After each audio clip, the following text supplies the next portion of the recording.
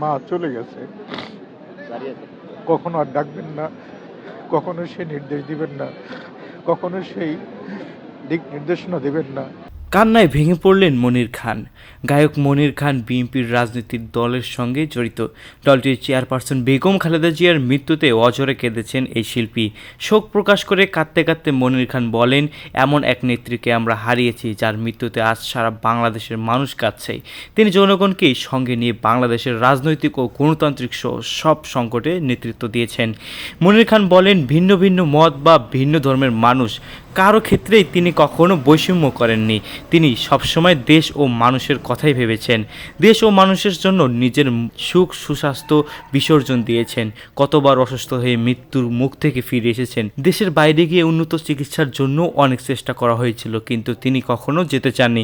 সবসময় দেশের মাটি ও দেশের মানুষের কাছাকাছি থাকতে চেয়েছেন। তিনি আরও বলেন, শেষবার তাকে উন্নত চিকিৎসার জন্য লন্ডনে নিয়ে যাওয়ার কথা ছিল, কিন্তু তিনি স্পষ্টভাবে বলেছিলেন তার মৃত্যু যেন দেশের মাটিতেই হয়, জানাজা ও দাফন যেন এই মাটিতেই সম্পূর্ণ হয়। সো ভিউয়ার্স, মনির খানের এই কথাগুলোকে আপনি কিভাবে দেখছেন তা জানিয়ে কমেন্ট করতে পারেন কিন্তু আমাদের কমেন্ট বক্সে।